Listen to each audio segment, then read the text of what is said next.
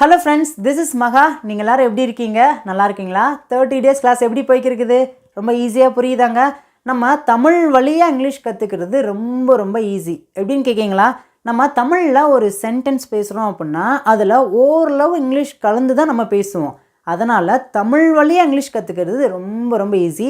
இன்றைக்கி நம்ம டே 5ல் நிற்கிறோம். இந்த டே 5ல் நான் உங்களுக்கு சொல்லிக் கொடுக்க போகிற கான்செப்ட் ரொம்ப ரொம்ப சிம்பிளாக தான் இருக்குது. வீடியோவை ஸ்கிப் பண்ணாமல் கவனமாக கவனிங்க. நம்ம இங்கிலீஷ் பேசலாம் சேனல் நீங்கள் சப்ஸ்கிரைப் பண்ணல அப்படின்னா சப்ஸ்கிரைப் பண்ணிக்கோங்க.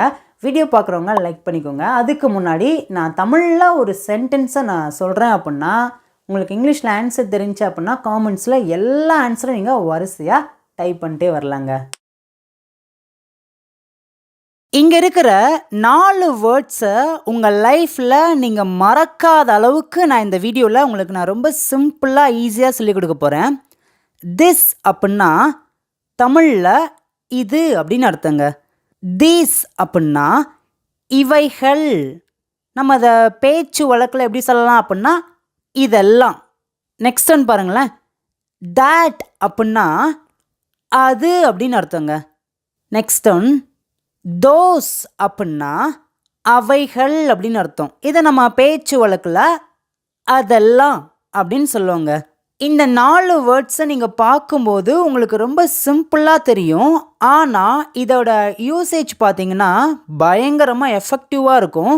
திஸ், தேட் இந்த ரெண்டையும் பார்த்தீங்கன்னா சிங்குலர் அப்படின்னு சொல்லுவோம். அதாவது ஒரே ஒரு பொருளையோ ஒரே ஒரு நபரையோ பற்றி நம்ம பேசுகிறோம் அப்படின்னா திஸ், தேட் வச்சு பேசலாம். இப்போ நெக்ஸ்ட்டு பாருங்கள். தீஸ், தோஸ் இந்த ரெண்டையும் நம்ம ப்ளூரல் அப்படின்னு சொல்லுவோம். ஒன்றுக்கும் மேற்பட்ட பொருட்களையோ மனிதர்களையோ நம்ம பேசுகிறோம் அப்படின்னா தீஸ், தோஸ் இந்த 2 வேர்ட்ஸை வச்சு தான் நம்ம பேசணுங்க. இப்போ நம்ம என்ன பண்ண போகிறோம் அப்படின்னா இந்த 4 வேர்ட்ஸை எந்த இடத்துல எப்படி பயன்படுத்தலாம்னு சொல்லிட்டு ஒவ்வொன்றா பார்க்கலாம். First one this. திஸ் அப்படின்னா என்னன்னு சொல்லியிருக்கேன்? இது. இதை நம்ம சிங்குலர் அப்படின்னு சொல்லுவோம். இப்போ நான் அதை டீட்டெயிலாக சொல்லிக் கொடுக்கேன். உங்கள் பக்கத்தில் ஒரே ஒரு பொருளோ அல்லது ஒரே ஒரு நபரோ இருக்கிறாங்க அப்படின்னா அந்த இடத்த நம்ம சுட்டி காமிக்கும்போது திஸ் அப்படின்னு தான் இங்கிலீஷில் சுட்டி காமிக்கணும். அதே மாதிரி உங்கள் பக்கத்தில் ஒரு 10 பொருள் இருக்குது அல்லது ஒரு 10 பேர் நிற்கிறாங்க அப்படின்னா இதுதான் அப்படின்னு சொல்லிட்டு பர்டிகுலராக ஒரே ஒரு பொருளையோ அல்லது ஒரே ஒரு நபரையோ நம்ம சுட்டி காமிக்கிறோம் பார்த்தீங்களா? அப்பயே நம்ம இந்த திஸ் இந்த வேர்டை தான் நம்ம பயன்படுத்துவோங்க. இப்போ உங்களுக்கு இந்த 2 கான்செப்ட் புரிஞ்சிருச்சா? இப்போ நம்ம இதை வச்சு நிறைய சென்டென்சஸ் பேசலாமாங்க. இது ஒரு புத்தகம். உங்கள் பக்கத்தில் ஒரு புத்தகம் இருக்குது. அதை நீங்கள் சொல்கிறீங்க இது ஒரு புத்தகம். இது அப்படின்னா எப்படி சொல்லலாம் இங்கிலீஷில்? சூப்பருங்க. திஸ். இப்போ சென்டென்ஸ் பேசலாமா? This is a book. This is a book. இது ஒரு புத்தகம். இப்போ அடுத்து பாருங்களேன். இது என்னுடைய வீடு. எப்படி சொல்லலாம்? This is my house. This is my house. இது என்னுடைய வீடு. நெக்ஸ்ட் ஒன் இது என்னுடைய சகோதரன். உங்கள் பக்கத்தில் ஒரு 5 பேர் நிற்கிறாங்க.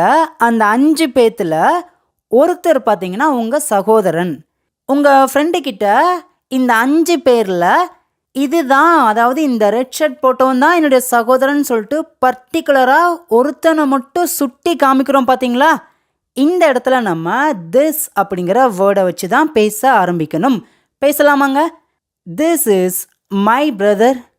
This is my brother. இது என்னுடைய சகோதரன். இப்போ நெக்ஸ்ட் ஒன் பாருங்கள். இது ஒரு நீல நிற பேனா. உங்கள் எல்லாருக்கும் ஆன்சர் தெரியுது அப்படின்னா வீடியோ பாஸ் பண்ணிவிட்டு காமெண்ட்ஸில் உங்களுடைய ஆன்சர் நீங்கள் வரிசையாக டைப் பண்ணிட்டே வரலாங்க. This is a blue pen. This is a blue pen. இது ஒரு நீல நிற பேனா. இப்போது உங்கள் பக்கத்தில் நிறைய பேனா வச்சுருக்கீங்க. ஆனால் பர்டிகுலராக இது ஒரு நீல நிற பேனா, அதாவது ஒரே ஒரு நீல நிற பேனாவை மட்டும் பர்டிகுலராக நீங்கள் குறிப்பிட்டு சொல்கிறீங்க பார்த்தீங்களா? இந்த இடத்துல நம்ம திஸ் அப்படிங்கிற வேர்டை வச்சு தான் பேசணும். இப்போ நெக்ஸ்ட் ஒன் பாருங்கள். இந்த பூனை கருப்பாக இருக்கிறது. உங்கள் பக்கத்தில் ஒரே ஒரு பூனை இருக்குது. அந்த பூனையோட நிறம் பார்த்தீங்கன்னா கருப்பு. இதை தான் இந்த இடத்துல சொல்லியிருக்கோம். சொல்லுங்க பார்க்கும். This cat is black. This cat is black. இந்த பூனை கருப்பாக இருக்கிறது. நீங்கள் கேட்கலாம், இது அப்படின்னு தானே சொல்லணும், ஏன் இந்தன்னு சொல்லியிருக்கோம்? ரெண்டுமே பார்த்தீங்கன்னா ஒன்று தான். தமிழில் கொஞ்சம் மாறும், ஆனால் இங்கிலீஷில் பார்த்தீங்கன்னா திஸ் அப்படின்னு தான் பேசணும். ஓகே ஃப்ரெண்ட்ஸ், இப்போ நம்ம திஸ் வச்சு ஒரு பாசிட்டிவான சென்டென்ஸை நம்ம பேசியிருக்கோம். இப்போ என்ன பண்ணலாம் அப்படின்னா, திஸ் வச்சு எப்படி ஒரு சிம்பிளான கேள்வி கேட்கலான்னு பார்க்கலாங்க. ஃபர்ஸ்ட் ஒன் பாருங்களேன், தமிழில் எழுதியிருக்கேன். இது என்ன? உங்கள் பக்கத்தில் ஏதோ ஒரு புது பொருள் ஒன்று இருக்குது. அப்போது யாரோ உங்களை பார்த்து கேட்குறாங்க, இது என்ன அப்படின்னு கேட்குறாங்க. நல்லா கவனிங்க, ஒரே ஒரு பொருள் தான் இருக்குது. அந்த பொருள் உங்கள் பக்கத்தில் இருக்குது. இது என்னன்னு கேட்குறாங்க. இதை எப்படி கேட்கலாம் இங்கிலீஷில்? What is this? வாட் அப்படின்னா என்ன அப்படின்னு அர்த்தம். இப்போ உங்களுக்கு இந்த கான்செப்ட் புரிஞ்சிருச்சா? What is this? What is this? இது என்ன? இப்போ நெக்ஸ்ட் ஒன் பாருங்களேன். இது யார்? உங்கள் வீட்டுக்கு உங்கள் ஃப்ரெண்டை ஒருத்தனை கூட்டு வந்திருக்கீங்க. அப்போ அம்மாவோ அப்பாவோ கேட்குறாங்க, இது யார்? இது எப்படி கேட்பாங்க? Who's this? Who's this? Who அப்படின்னா யார் அப்படின்னு அர்த்தம். சொல்லுங்கள், ஹூஸ் திஸ்? இது யார்? நெக்ஸ்ட் ஒன், இது எப்படி இருக்குது? நம்ம புதுசாக ஏதாவது ஒரு ட்ரெஸ் போட்டிருந்தோம் அப்படின்னா ஃப்ரெண்ட்ஸ் கிட்ட போய் காமிப்போம், இது எப்படி இருக்குன்னு கேட்போம் பார்த்தீங்களா? இது எப்படி இருக்குது? House this? ஹவ் அப்படின்னா எப்படி அப்படின்னு அர்த்தம். House this? இது எப்படி இருக்குது? இப்போ உங்களுக்கான டெஸ்ட்டுங்க. இது அப்படிங்கிற ஒரு வேர்டை வச்சு 4 பேசிக்கான சிம்பிளான சென்டென்ஸ் தமிழில் எழுதியிருக்கேன். இதுக்கான ஆன்சரை நீங்கள் தான் காமெண்ட்ஸில் வரிசையாக டைப் பண்ணிட்டே வரணுங்க. நான் ஆன்சர் பண்ணுறதுக்கு முன்னாடி நீங்கள் ஆன்சர் பண்ணணும். இந்த 30 days கிளாஸ் உங்களுக்காக தான் வச்சுருக்கேன், நீங்கள் தான் பேசணுங்க. ஃபர்ஸ்ட் ஒன் பாருங்கள், இது யார்? இது எப்படி கேட்கலாம்? சூப்பருங்க. Who's this? Who's this? இது யார்? அதுக்கு நான் ஆன்சர் பண்ணியிருக்கேன், இது என்னுடைய ஆசிரியர். சூப்பருங்க, எல்லாரும் கரெக்டாக ஆன்சர் பண்ணிட்டீங்கன்னு நினைக்கிறேன். This is my teacher. This is my teacher. Next one பாருங்க, இது என்ன? இந்த கேள்வியை எப்படி இங்கிலீஷில் கேட்கலாம்? சூப்பருங்க, நீங்கள் கொஞ்சம் கொஞ்சமாக இங்கிலீஷை நல்லா புரிஞ்சுக்கிட்டே இருக்கிறீங்கன்னு நினைக்கிறேன். 30 days மிஸ் பண்ணாமல் ஸ்கிப் பண்ணாமல் எல்லா வீடியோஸும் பார்த்துருங்க, ப்ராக்டிஸ் பண்ணுங்கள். What is this? What is this? இது என்ன? அதுக்கு நான் ஆன்சர் பண்ணுறேன், இது ஒரு புத்தகம். This is a book. This is a book. Okay friends, இப்போ நம்ம இது வரைக்கும் திஸ் அப்படிங்கிற ஒரு வேர்டை எந்த இடத்துல எப்படி எல்லாத்தையும் கம்ப்ளீட்டாக ஃபுல்லாக பார்த்து முடிச்சாச்சு. இப்போ நம்ம செகண்ட் என்ன பார்க்க போகிறோம் அப்படின்னா that. that அப்படின்னா தமிழில் அது அப்படின்னு அர்த்தங்க. இந்த that அப்படிங்கிறத எங்கே பயன்படுத்தணும் அப்படின்னா, உங்களை விட்டு தூரமாக ஏதாவது ஒரு பொருளோ அல்லது ஏதாவது ஒரு நபரையோ நீங்கள் சுட்டி காமிக்கணும்னு நினைக்கிறீங்க அப்படின்னா அந்த இடத்துல that அப்படின்னு தான் சொல்லணும். புரிஞ்சிருச்சாங்க? இது வரைக்கும் உங்களுக்கு இந்த கான்செப்ட் எல்லாமே நல்லா புரிஞ்சிருக்கு அப்படின்னா கமெண்ட்ஸில் உங்களுடைய கருத்துக்களை மறக்காமல் தெரிவிங்க. அது நிறைய பேருக்கு யூஸ்ஃபுல்லாக இருக்கும். ஓகே, இப்போ இதை வச்சு நம்ம நிறைய சென்டென்சஸை சிம்பிளாக பேசலாங்க. ஃபர்ஸ்ட் ஒன் பாருங்களேன், அது என்னுடைய பைக். உங்கள் ஃப்ரெண்டு உங்கள் பக்கத்தில் நிற்கிறாங்க, உன் பைக் எதுன்னு கேட்குறாங்க. தூரத்தில் ஒரு 10 பைக் இருக்குது. அதில் நீங்கள் பர்டிகுலராக அதுதான் என் பைக் அப்படின்னு சொல்லிட்டு நீங்கள் சொல்கிறீங்க பார்த்தீங்களா? இந்த இடத்துல தான் நம்ம that அப்படிங்கிற வேர்டை நம்ம பயன்படுத்தணுங்க. பேசுங்க. that is my bike. that is my bike. அது என்னுடைய பைக். அவ்வளோதாங்க. இப்போ நெக்ஸ்ட் ஒன் பாருங்களேன், அது என்னுடைய பள்ளி. தூரத்துலேருந்து அதுதான் என் பள்ளி அப்படின்னு சொல்கிறீங்க பார்த்தீங்களா? ஆன்சர் பண்ணுங்க. that is my school. that is my school. அது என்னுடைய பள்ளி. நெக்ஸ்ட் ஒன், அது என்னுடைய சட்டை. ஆன்சர் பண்ணுங்க. that is my shirt. that is my shirt. Next one, அது ஒரு ஆப்பிள். இது எப்படி சொல்லலாம்? ஒரே ஒரு ஆப்பிள் மட்டும்தான் தூரத்தில் இருக்குது. நீங்கள் சொல்கிறீங்க அது ஒரு ஆப்பிள் அப்படின்னு சொல்கிறீங்க. that is an apple. that is an apple. அது ஒரு ஆப்பிள். நெக்ஸ்ட் ஒன், அது ஒரு car. that is a car. that is a car. இப்போ நம்ம பாசிட்டிவாக that வச்சு ஒரு சென்டென்ஸை நம்ம பேசிட்டோம். இப்போ நம்ம பாசிட்டிவாக ஒரு கேள்வி கேட்கலாமா? அது என்ன? தூரத்தில் ஏதோ ஒன்று இருக்குது, ஆனால் சரியாக தெரியல நமக்கு. நம்ம கேட்குறோம், அது என்ன? எப்படி கேட்கலாம்?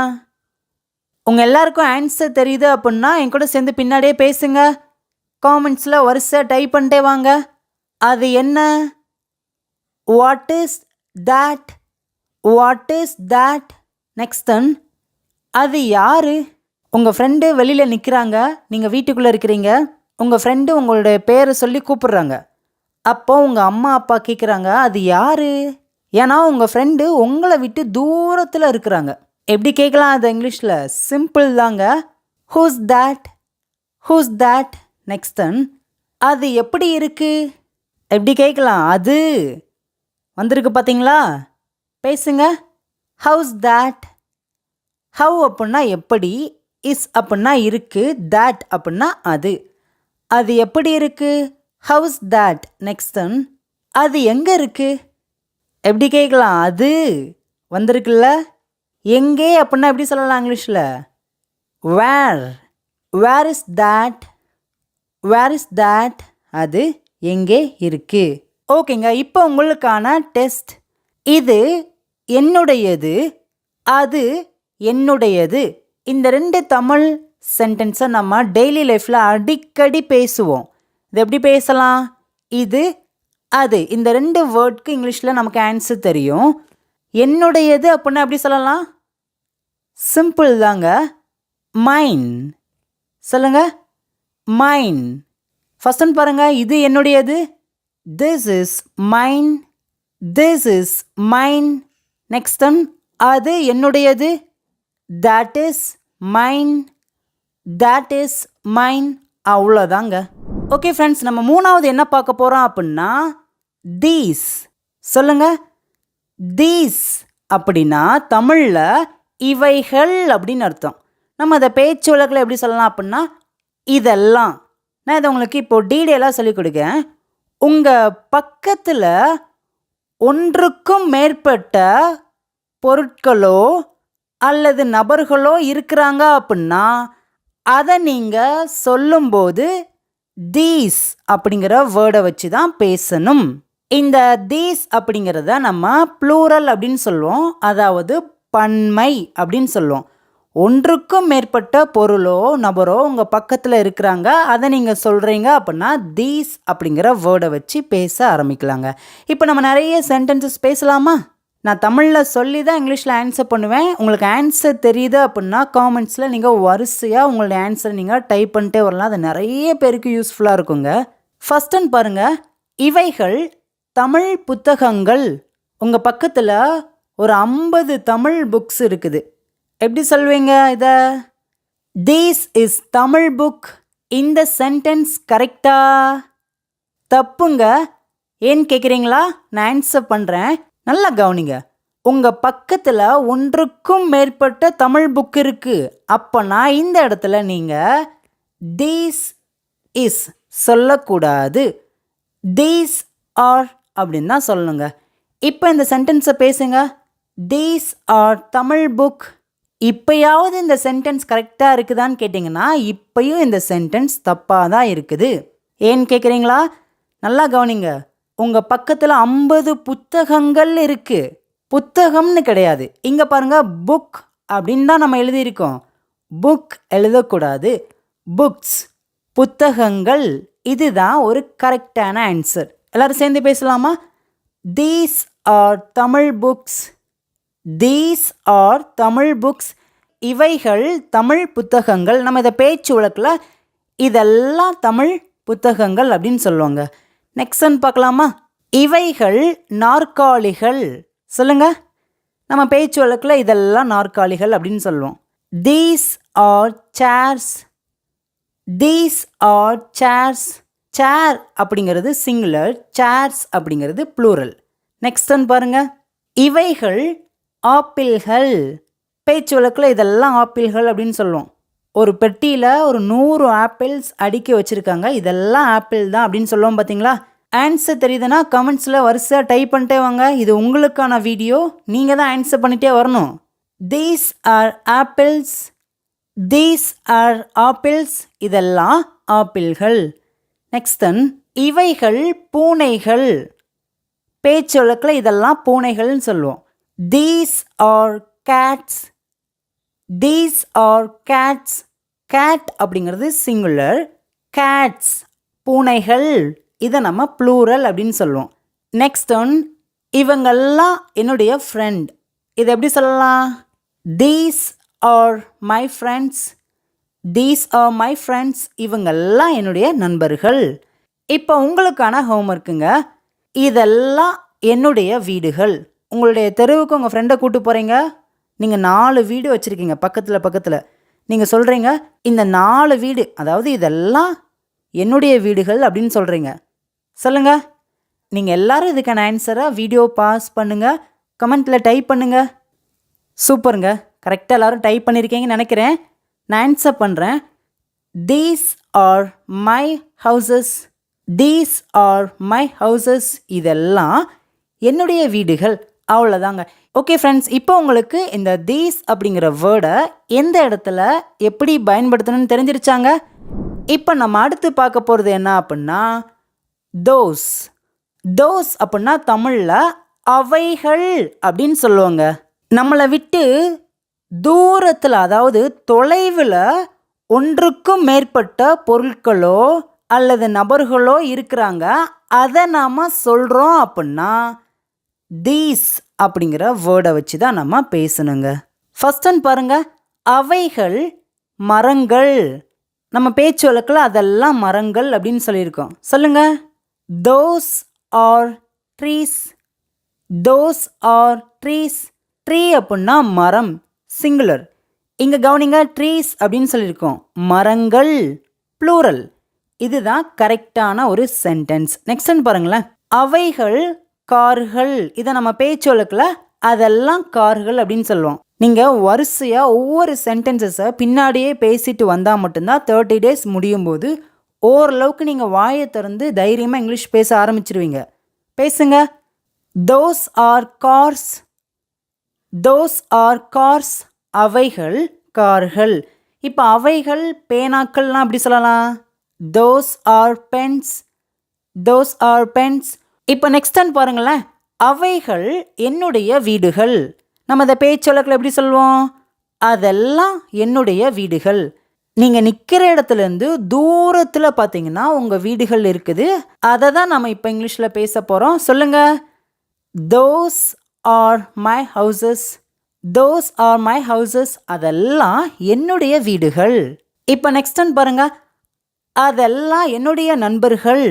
ஒரு ஃபங்க்ஷனுக்கு போயிருக்கோம், நம்ம ஃப்ரெண்ட்ஸ் எல்லாம் கூப்பிட்டு வந்திருக்கோம். நம்ம ஃப்ரெண்ட்ஸ் பார்த்திங்கன்னா கொஞ்சம் தூரத்தில் நிற்பாங்க. அப்போ அப்பாவோ அம்மாவோ கேட்பாங்க, அவங்களாம் யார், புதுசாக இருக்காங்க அப்படின்னு கேட்பாங்க. நம்ம சொல்லுவோம், அப்பா அதெல்லாம் என்னுடைய நண்பர்கள் அப்படின்னு சொல்லுவோம். பார்த்தீங்களா? அதெல்லாம். சொல்லுங்கள். Those are my friends, those are my friends. அதெல்லாம் என்னுடைய நண்பர்கள். ஓகே ஃப்ரெண்ட்ஸ், ஃபைனலாக இப்போ உங்களுக்கான டெஸ்ட்டு வந்துருச்சு. நீங்கள் தான் இந்த 4 சென்டென்ஸ்க்கு இங்கிலீஷில் எப்படி பேசணும்னு சொல்லிட்டு காமெண்ட்ஸில் வரிசையாக டைப் பண்ணிட்டே வாங்க. ஃபர்ஸ்ட் பாருங்களேன், இது ஒரு பேருந்து. இது அப்படின்னா எப்படி சொல்லலாம்? உங்கள் பக்கத்தில் ஒரு பேருந்து இருக்குது, அதை நீங்கள் இது ஒரு பேருந்துன்னு சொல்லியிருக்கீங்க. சொல்லுங்கள் பக்கம், ஆன்சர் பண்ணுங்கள். வாயை திறந்து பேசுங்க. உங்களால் ஆன்சர் பண்ண முடியலைன்னா பரவாயில்ல, வாயை திறந்தாவது இந்த சென்டென்ஸ்க்கு இங்கிலீஷில் பேசுங்க. இது அப்படின்னா this, this is a bus, this is a bus. இது ஒரு பேருந்து. இப்போ அடுத்து பாருங்களேன், அது ஒரு பேருந்து. தூரத்தில் ஒரு பேருந்து நிற்கி, ஒரே ஒரு பேருந்து, சிங்குலர். சொல்லுங்க பார்க்கும். தூரத்தில் அது அப்படின்னு சொன்னால் எப்படி சொல்லலாம்? சூப்பருங்க. that, that is a bus, that is a bus. அது ஒரு பேருந்து. இப்போ அடுத்து பாருங்க, இவைகள் பேருந்துகள். உங்கள் பக்கத்தில் ஒரு 5 இல்லை 6 பஸ் இருக்குன்னு நினச்சிக்கோங்க. இவைகள் பேருந்துகள்னு சொல்லியிருக்கீங்க. நம்ம அதை பேச்சு வழக்கில் எப்படி சொல்லுவோம்? இதெல்லாம் பேருந்துகள்னு சொல்லுவோம் பார்த்தீங்களா? சொல்லுங்கள், இவைகள் இதெல்லாம் அப்படின்னா எப்படி சொல்லலாம் இங்கிலீஷில்? சூப்பர். These are bus. கரெக்டா? கண்டுபிடிச்சிட்டீங்க தப்புன்ட்டு. எப்படின்னு சொல்லுங்கள். ஏன்னா பஸ் அப்படிங்கிறது சிங்குலர். ஒரே ஒரு பஸ்ஸை மட்டும்தான் நம்ம இங்கே எழுதியிருக்கோம். இந்த சென்டென்ஸ் தப்பு. இந்த பஸ் அப்படிங்கிற சிங்குலர் கூட நம்ம இஎஸ் அப்படிங்கிற அந்த 2 வேர்டை சேர்த்தா தான் பஸ்ஸஸ் பேருந்துகள் ப்ளூரலாக மாறுது. பாருங்கள், பஸ்ஸஸ் பேருந்துகள். புரிஞ்சிருச்சாங்க? இப்போ அடுத்து பாருங்கள், அவைகள் பேருந்துகள். இதை நம்ம பேச்சு வழக்கில் எப்படி சொல்லுவோம்? அதெல்லாம் பேருந்துகள் அப்படின்னு சொல்லுவோம் பார்த்தீங்களா? ஆன்சர் பண்ணுங்க. அவைகள் அதெல்லாம் எப்படி சொல்லலாம்? சூப்பர். தோஸ் அப்படின்னா அவைகள் அப்படின்னு அர்த்தம். Those are buses. அவைகள் பேருந்துகள். இந்த மாதிரி சின்ன சின்ன இங்கிலீஷில் இருக்கிற சென்டென்சஸை நீங்கள் பேசி பழகுனா மட்டும்தான் இங்கிலீஷில் இருக்கிற பயம் உங்களுக்கு சுத்தமாக போயிருங்க. இந்த 30 days கிளாஸ் பார்த்தீங்கன்னா நான் ரொம்பவே பேசிக்காக தான் சொல்லிக் கொடுக்க போகிறேன். சின்ன குழந்தைங்களுக்கு கூட அவ்வளோ அழகாக புரியுங்க. இப்போ ஃபைனலாக இங்கே இருக்கிற 4 தமிழ் சென்டென்ஸ் உங்களுக்கான டெஸ்ட். நீங்கள் தான் ஆன்சர் பண்ண போகிறீங்க. இது என்னுடைய சாவி, அது என்னுடைய சாவி, இவைகள் என்னுடைய சாவிகள், அவைகள் என்னுடைய சாவிகள். மறக்காமல் ஆன்சர் பண்ணுங்கள். நாளைக்கு டே 6ல் உங்களை பார்க்குறேன். தேங்க்யூ.